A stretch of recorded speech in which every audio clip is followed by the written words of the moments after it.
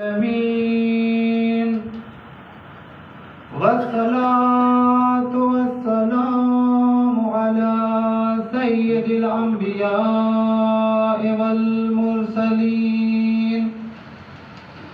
سيدنا ونبينا وشفينا أبا القاسم محمد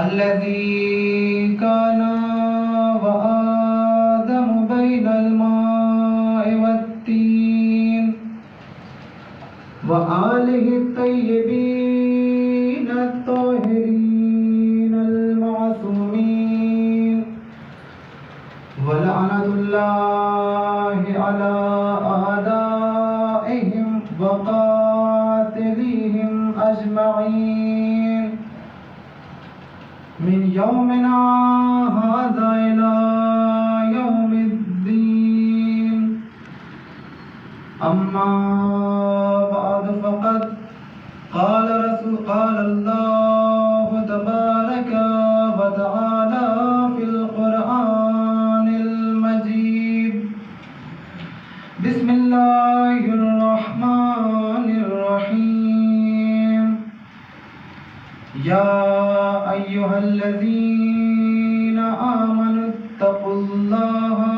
وكونوا مع الصادقين صلوات محمد صل على محمد محمد. عزیزان محترم، بزرگان ملت، میرے معزز سامعین اکرام، میں نے جس آیہ کریمہ کو آپ حضرات کے حضور میں تلاوت کرنے کا شرف حاصل کیا ہے، اس آیت میں خداوند عالم یہ قرآن مجید کی سورہ توبہ کی آیت ہے، قرآن کی نویں سورہ ہے سورہ توبہ، جس کی آیت نمبر 119 میں پروردگار عالم ارشاد فرما رہا ہے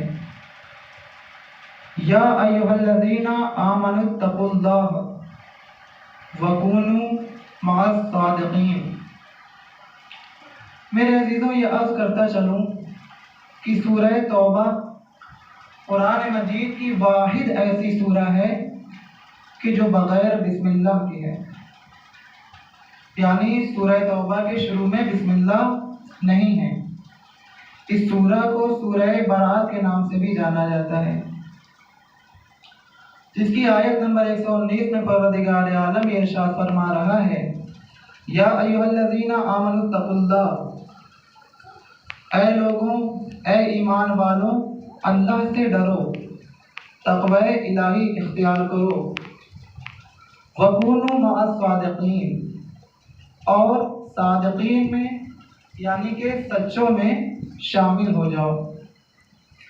عزیزان محترم، اللہ نے اس آیت میں دو باتوں کا حکم دیا ہے. پہلی چیز کہ تقوی اختیار کرو، متقی بن جاؤ، اللہ سے ڈرو، اور دوسرا حکم یہ ہے کہ صادقین میں شمار ہو جاؤ، سچوں میں شمار ہو جاؤ، یعنی کہ سچے بن جاؤ. صلوات پڑھ دیں محمد والے.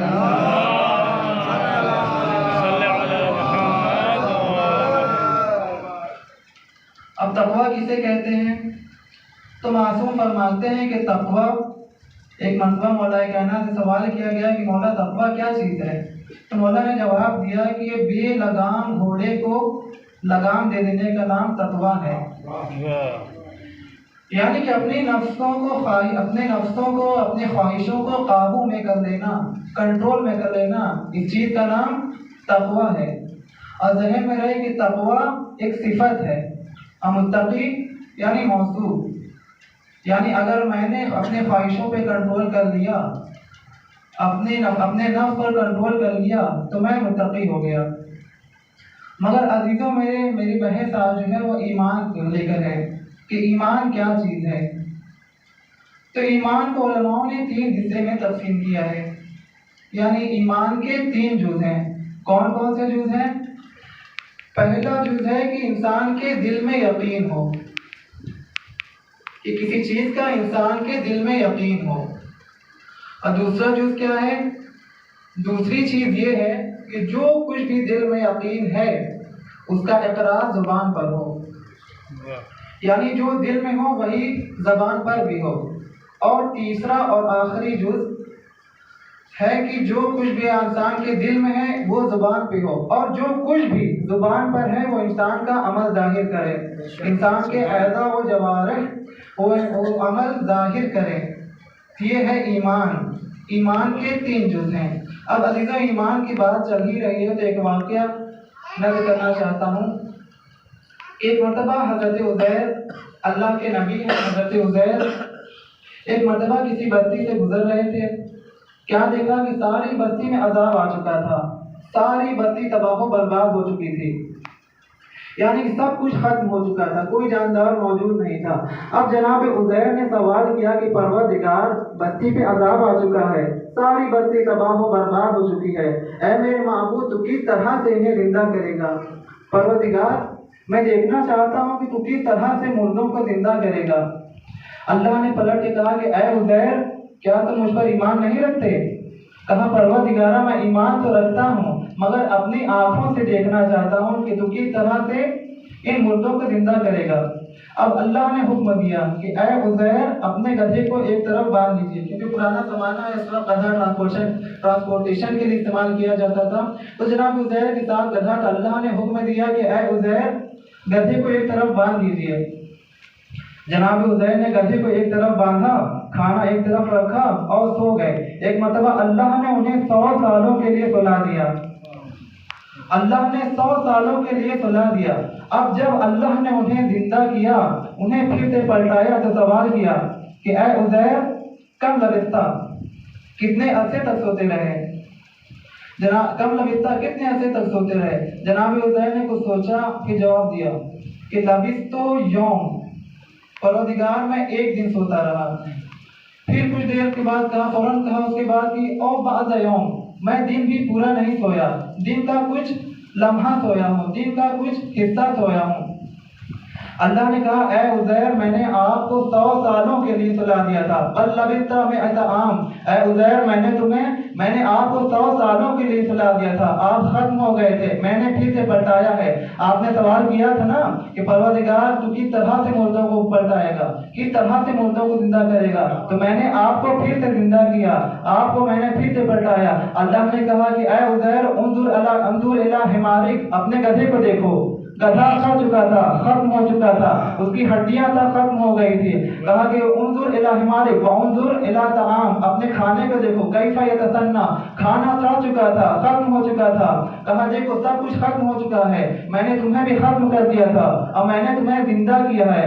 اللہ نے کہا کہ دیکھو تم نے سوال کیا تھا نا کہ کس طرح سے میں مردوں کو پلٹاؤں گا، تو میں تمہیں اب مردوں کو پلٹا کر دکھاؤں گا کہ کس طرح سے پلٹایا جاتا ہے. اللہ نے ایک مرتبہ اشارہ کیا کن کا، کن، اللہ نے کہا کن. اب ایک مرتبہ گدھا بننے لگا، ہڈیاں بننے لگی، گوشت چڑھنے لگا، خون چڑھنے لگا، کھال چڑھنے لگی. ایک مرتبہ گدھا بن کے تیار ہو گیا، گدھا بن کر تیار ہو گیا. تو عزیزان محترم ایک بات تو واضح ہو گئی کہ اگر کوئی گدھا کسی نبی کے پاس 100 سال بھی سوتا رہے، اگر کوئی گدھا کسی نبی کے پاس 100 سال بھی سوتا رہے، جب بھی اٹھایا جائے گا وہ گدھا بھی رہے گا.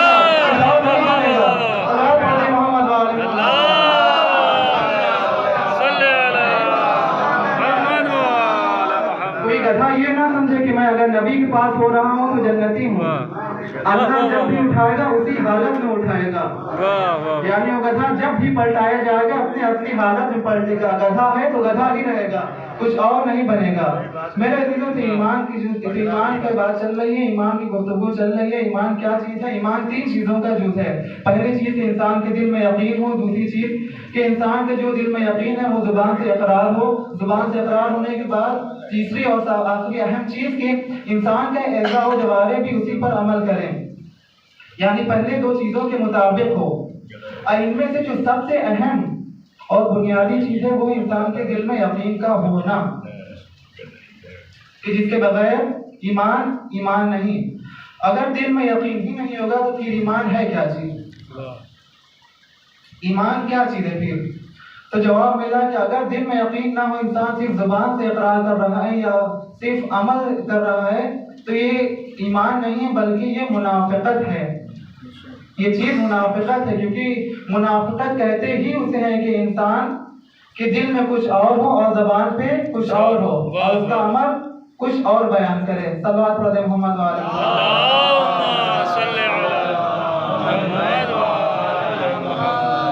اس لیے پروردگار عالم نے منافق کے لیے کافر سے بھی زیادہ سخت عذاب رکھے ہیں کہ کافر کا تو جو عذاب ہے وہ ہے، مگر کافر سے بھی جو زیادہ سخت عذاب ہے وہ ایک منافق کے لیے ہے.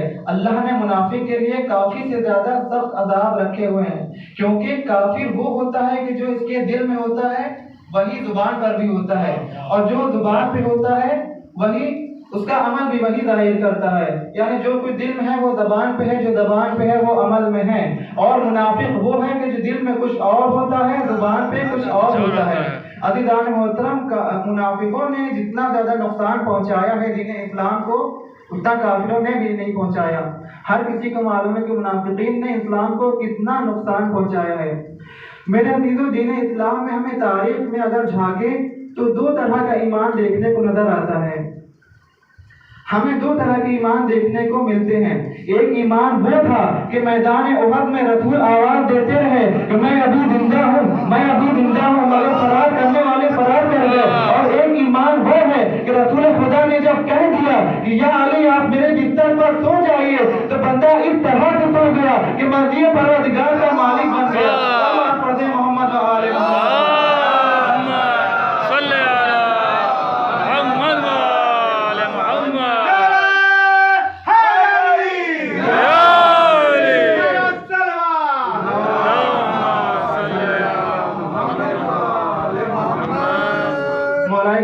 بستر رسالت پر اس طرح سے سوئے کہ مرضی پروردگار کے مالک بن گئے. رسول خدا نے یہ نہیں کہا تھا کہ یا علی آپ لیٹ جائیے، بلکہ سو جانا شرط تھی کہ بستر پر سو جانا ہے، صرف لیٹنا مراد نہیں تھا. تو کیوں رسول خدا نے مولا علی کو ہی منتخب کیا بستر رسالت پر سونے کے لیے؟ یہ سوال ہے کہ کسی اور سے بھی کہہ سکتے تھے کہ آپ میرے بستر پر سو جائیے.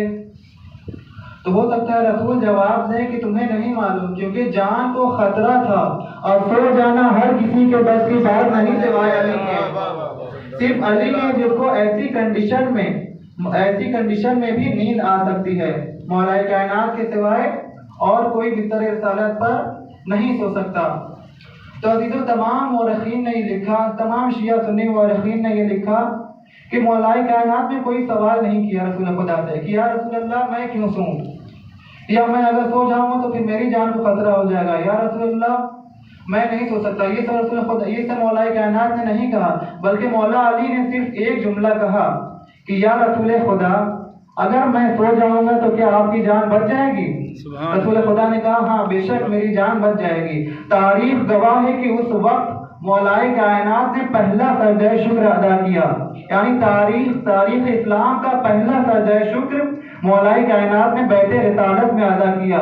شکر ادا کرنے کے بعد کہا پروردگارہ تیرا شکر ہے، تو نے مجھے اس لائق سمجھا کہ میں تیرے حبیب کی جان بچا رہا ہوں. سبحان اللہ، سبحان اللہ. پروردگار تو نے مجھے اس لائق سمجھا کہ میں تیرے حبیب کی جان بچا رہا ہوں. اب ایک مرتبہ مولا کائنات نے سجدہ شکر ادا کیا اور جا کے بستر رسالت پر سو گئے. رسول خدا کے بستر پر سو گئے اور اس طرح سے سوئے کہ جیسا رسول سویا کرتے تھے. عزیزوں، آپ نے دیکھا ہو کہ کتنا بھی بڑا ایکٹر ہو، کوئی کتنا بھی بڑا ایکٹر ہو، مگر وہ اس وقت تک ایکٹنگ کر سکتا ہے، اس وقت تک کسی کی کاپی کر سکتا ہے کہ جب تک جاگ رہا ہو، جب تک ہوش میں ہو، تبھی تک وہ انسان کسی کی کاپی کر سکتا ہے. لیکن مولا کائنات نے بستر رسالت پر رسول کی طرح سو کر بتایا کہ میں ہی نفس رسول ہوں، میں ہی روح رسول ہوں، میں نفس رسول ہوں. صلوات پڑھیں محمد و آل محمد.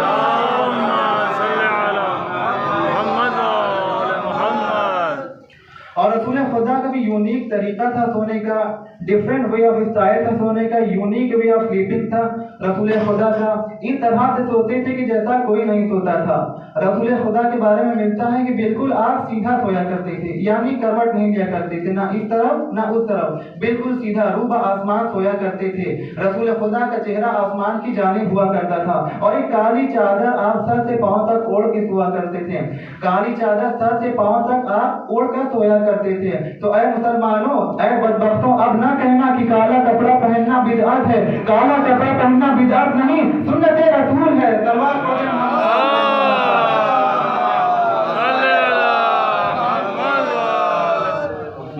काला कपड़ा पहनना बिदअत नहीं, सुन्नत रसूल है। तो रसूल खुदा इस तरह से सोया करते थे, बिल्कुल सीधा सोया करते थे, कोई करवट नहीं, और सर से पांव तक चादर ओढ़ के सोया करते थे और काली चादर ओढ़कर सोया करते थे। तो मौलाए कायनात इसी तरह से काली चादर लेके सर से पांव तक ओढ़कर सो गए, बिस्तरे रिसालत पर सो गए।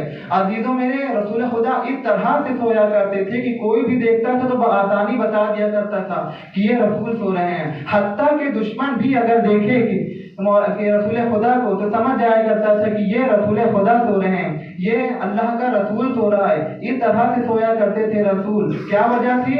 वजह ये थी कि रसूल खुदा के जिस्म से नूर छन कर निकलता था, जिस्म मुबारक से नूर छन छन कर निकला करता था। रसूल खुदा का जिस्म, ऊपर से काली चादर, उस पर से काली चादर और उसमें से नूर छन छन कर निकला करता था। ये भी एक वजह है कि रसूल खुदा ने किसी और से नहीं कहा कि आप मेरे बिस्तर पर सो जाए, बल्कि अली से कहा। रसूल जानते थे कि बाकी सब तारीफ है, सिर्फ अली नूरी है। अना व अलियो मिन नूरिन वाहिद, मैं और अली एक ही नूर के दो जुज़ हैं। वाह वाह वाह, सिर्फ अली नूरी है, बाकी सब तारीख है। सल्लल्लाहु अलैहि मोहम्मद व आले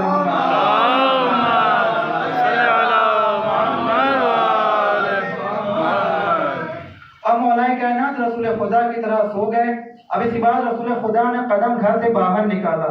क्या देखा कि 40 नेज़ा बरदार अफराद आपके कत्ल के लिए आए हुए हैं, आपके कत्ल के लिए मौजूद हैं। अल्लाह ने फौरन हुक्म दिया कि ऐ मेरे हबीब, ऐ मेरे रसूल, एक मुश्त खाक उड़ाइए और यहाँ से हिजरत कर जाइए, निकल जाइए। देखिए, ईमान का तकाजा यह है कि बंदा अगर अल्लाह हुक्म दे दे तो सवाल नहीं करता कि या रसूल खुदा एक मुश्त खाक में मेरा क्या होगा। रसूल खुदा ने, अल्लाह का हुक्म था, अल्लाह की बात मानी और अपने घर से ये आयत पढ़ते हुए निकल गए कि वजअलना मिन बैन अयदीहिम सद्दन व मिन खल्फहिम सद्दन फअग़शयनाहुम फहुम ला युबसिरून।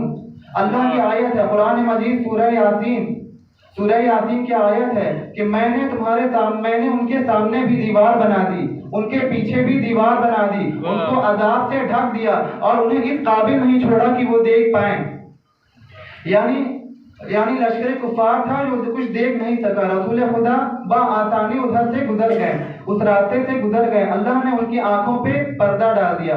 अब रसूल खुदा वहां से गुजर गए। तो मेरे अजीजों, तमाम उलेमा ये फरमाते हैं कि इंसान के ऊपर अगर कोई मुश्किल आए, कोई मुसीबत आए तो इस आयत का विद करे। सूरह यासीन की आयत है, आयत नंबर 9, वजअलना मिन बैन अयदीहिम सद्दन व मिन खल्फहिम सद्दन फअग़शयनाहुम फहुम ला युबसिरून। इस आयत की तिलावत करे, जैसी भी मुश्किल होगा अल्लाह के फज़ल से वो मुश्किल दूर हो जाएगी, क्योंकि कुरान मजीद जिंदा मौजूदा है, उस जमाने में भी इस जमाने में भी। सल्लल्लाहु अलैहि मोहम्मद व आले मोहम्मद।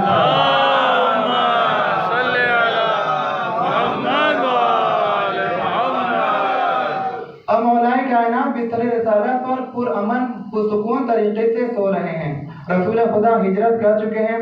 अजीज, पूरा वाक़या नहीं पढ़ना है, बस चंद अहम चीज़ें पेश करूंगा, उसके बाद फिर रफ्ते मसाइल। तो मौलाए कायनात बिस्तर रिसालत पर सो रहे हैं। अब एक मर्तबा जो बाहर मौजूद थे अफराद, जो कत्ल के इरादे से आए थे रसूल के, उन्होंने अंदर चाहा और आहिस्ता आहिस्ता घर में दाखिल होने लगे।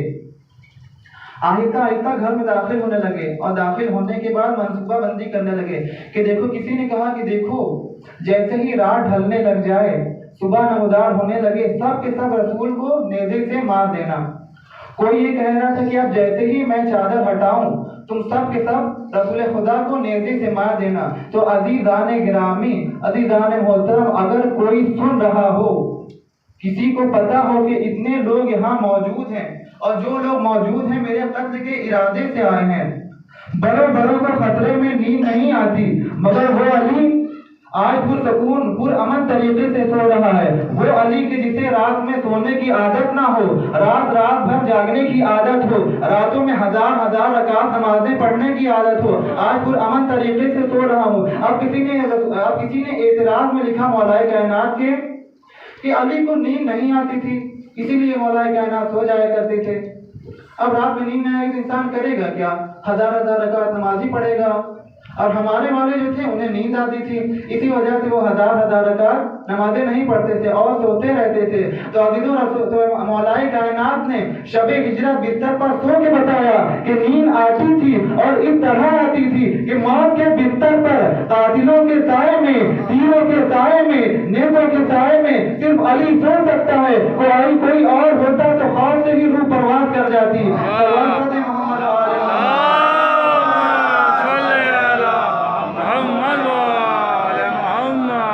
کوئی اور اگر ہوتا تو خوف سے اس کی روح پرواز کر جاتی۔ صرف علی ہی کی ایسی ہستی ہے جو بستر رسالت پر سو رہی تھی۔ مولائے کائنات پرامن طریقے سے بستر پر سو رہے تھے۔ اب ایک مرتبہ جب رات ڈھلنے لگی، اب ایک نے چادر کھینچا۔ چادر کھینچنے کے بعد کہا کہ جیسے ہی میں چادر کھینچوں گا تم سب کے سب نیزے سے مار دینا۔ اب عزیزوں، رات بھر رسول کو دیکھتے رہے، کسی کو پتہ نہ چلا کہ کون سو رہا ہے، سمجھ میں نہ آیا کہ کون سو رہا ہے، علی سو رہے ہیں یا محمد سو رہے ہیں۔ وہ دیکھنے والے شیعہ نہیں تھے، رافضی نہیں تھے، ابو سفیان کے بھیجے ہوئے تھے۔ رات بھر دیکھتے رہے، انہیں 19-20 کا بھی فرق سمجھ میں نہیں آیا۔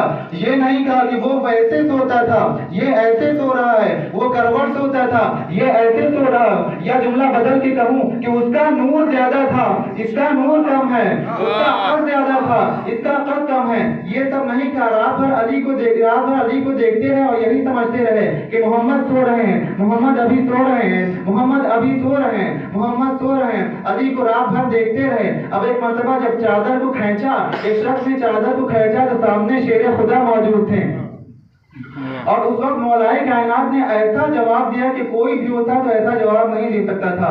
مولائے کائنات نے کہا، جب انہوں نے سوال کیا کہ یا علی محمد کہاں ہے، مولائے کائنات نے جواب دیا کہ کیا میرے حوالے امانت رکھ کے گئے تھے، کیا مجھے امانت دے کر گئے تھے کہ میں بتاؤں کہ کہاں ہے محمد۔ تو عزیزوں، یہ ہے ایمان۔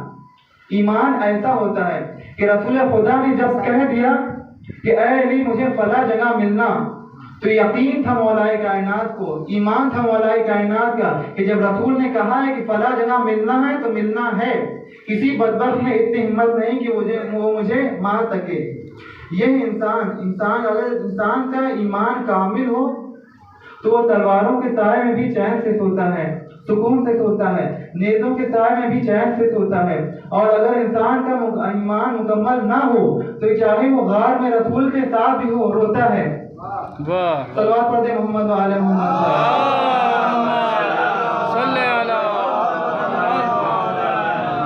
تو ایمان کا کامل ہونا بہت زیادہ ضروری ہے، اور ایمان کی تینوں جز کی نمائندگی کرتی ہے نماز، کہ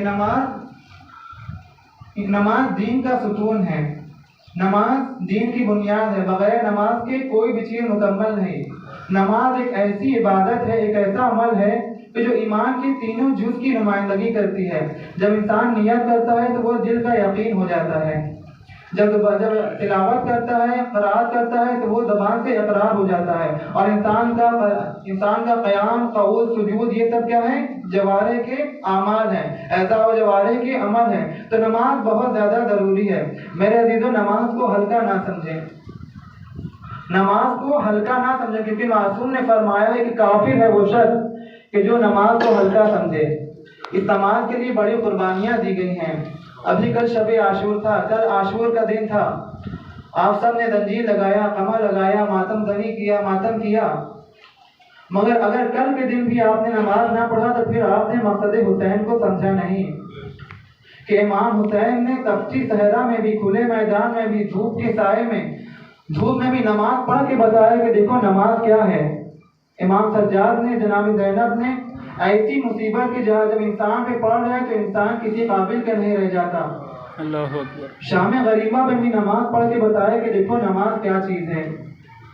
نماز کو کبھی ہلکے میں نہیں لینا چاہیے۔ یہی وہ نماز تھی کہ جس نماز کی وجہ سے کہ جس نماز کو بچانے کے لیے امام حسین نے اپنا بھرا گھر لٹا دیا، جس نماز کے لیے جناب زینب نے اپنی چادر دے دی، جس نماز کے لیے مولا عباس نے اپنے بازو کٹا دیے، جس نماز کے لیے بی بی سکینہ نے تماچے کھائے، جس نماز کے لیے جناب علی اصغر کے گلے پر تیر لگا، جس نماز کے لیے بی بی سکینہ کے رخسار کی رنگتیں بدلتی رہی، کہ کربلا سے شام تک بی بی سکینہ کے رخسار کی رنگتیں بدلتی رہی۔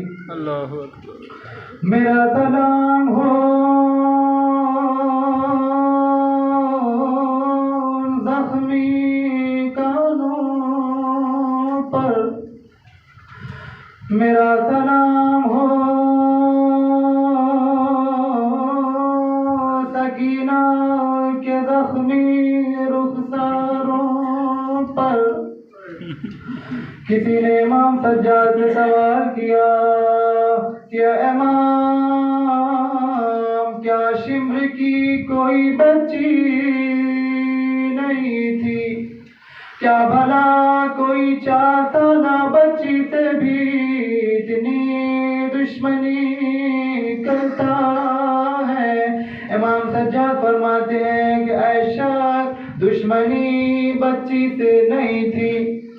اگر کوئی تجھے تکلیف دینا چاہے، بہت زیادہ تکلیف دینا چاہے، تو وہ تجھے نہیں مارے گا، وہ تجھے کچھ نہیں کرے گا، وہ تیرے سامنے، تیری نظروں کے سامنے تیری بچی کو مارے گا۔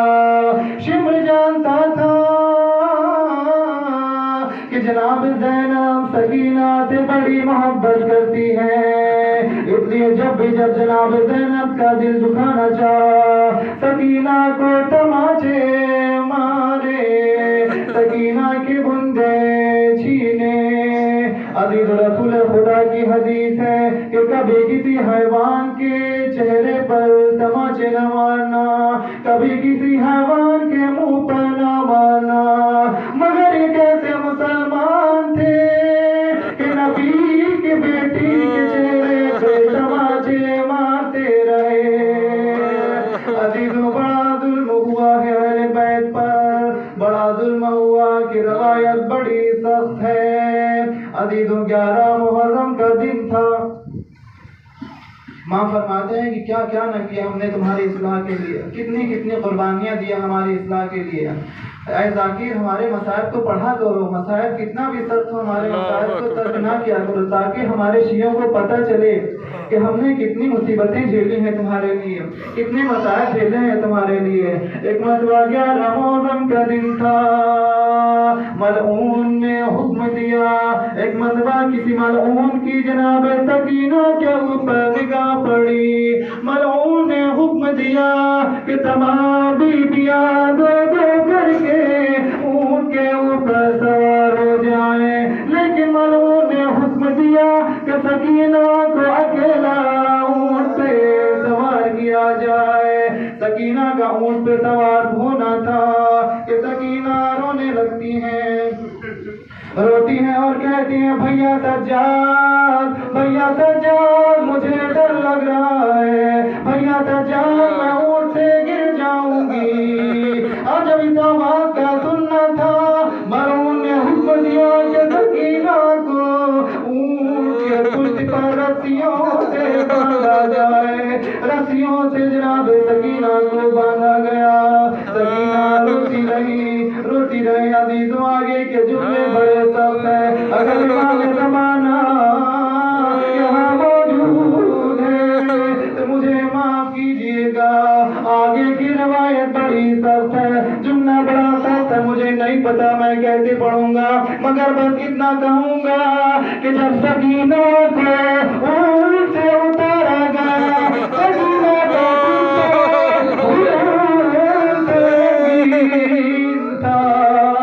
جناب زینب فرماتی ہیں کہ اے سکینہ، اے میرے بھائی کی امانت، آجا میرے گلے لگ جا، آجا میرے گلے لگ جا۔ امام حسین فرماتے ہیں کہ اے میرے شیعوں، اے میرے عزاداروں، جب بھی کبھی ٹھنڈا پانی پینا تو میری سکینہ کی پیاس کو یاد کر دینا، میری سکینہ کو پیاس کو یاد کرنا، سکینہ میری بڑی پیاسی تھی۔ اب ایک مرتبہ جب 11 محرم ختم ہو، ایک مرتبہ یہ قافلہ شام کے شہر حلب پہنچتا ہے۔ ایک 40 گھوڑے سوار قافلے کے آگے آگے تھے، 40 گھوڑے سوار قافلے کے آگے آگے چل رہے تھے۔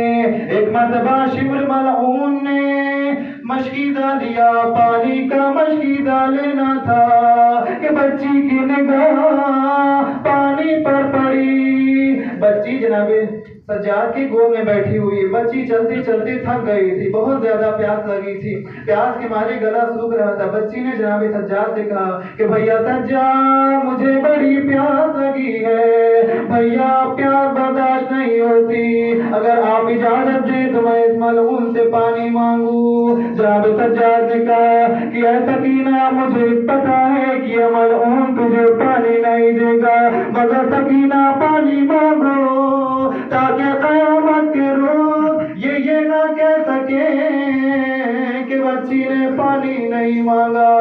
بچی ننھے ننھے قدموں سے آگے جاتی ہے، آگے جانے کے بعد شمر سے آہستہ سے بولتی ہے کہ اے شمر مجھے تھوڑا سا پانی پلا دے، اے شمر میں بہت پیاسی ہوں، مجھے تھوڑا سا پانی ملا دے۔ اللہ کی قسم، قسم خدا کی، مجھے یقین ہے کہ بچی دوبارہ پانی نہیں مانگتی۔ اگر وہ ملعون کہہ دیتا کہ سکینہ میں تجھے پانی نہیں دوں گا، مگر اس نے جواب نہ دیا، اس نے کوئی جواب نہ دیا۔ وہ 40 سواروں کو پانی پلاتا رہا، ایک ایک کر کے پانی پلاتا رہا۔ سکینہ حسرت بھری نگاہوں سے دیکھتی رہی کہ اب شاید اس کے بعد مجھے پانی ملے، اب شاید اس کے بعد مجھے پانی ملے گا۔ ایک مرتبہ جب سب سپاہیوں کو پانی پلا دیا تو اب گھوڑوں کو پانی پلانے لگا، ایک ایک کر کے سارے گھوڑے پانی پینے لگے۔ ہائے رے غربت، ہائے رے غربت کہ گھوڑے بھی پانی پی رہے ہیں مگر اہل بیت پیاسے ہیں، مگر حسین کی بچی آج پیاسی ہے۔ اب جب گھوڑوں کو پانی پلا دیا، سکینہ حسرت بھری نگاہوں سے دیکھتی رہی۔ ایک مرتبہ بچی ننھے ننھے قدموں سے آگے بڑھی اور کہا اے شمر مجھے پانی پلا دے۔ بچی نے عزیزوں آگے کے جملے بڑے سخت ہیں، مجھے نہیں پتا میں کیسے پڑھ پاؤں گا۔ ایک مرتبہ بچی نے چلو بنایا، چلو کا بنانا تھا، سوچا شاید اب مجھے پانی ملے گا، ابھی ملعون مجھے پانی پلائے گا، مگر امام زمانہ فرماتے ہیں کہ اس ملعون نے سارا پانی زمین پر پھینک دیا، سارا پانی زمین پر پھینک دیا۔ بچی طرف گئی، تڑپنے کے بعد خود کو پانی پہ گرایا، فریاد کیا ہائے میرا 3 روز کا پیاسا بابا، ہائے میرا پیاسا علی اصغر، ہائے میرے چچا کی پیاس۔ ولعنت اللہ علی قوم الظالمین۔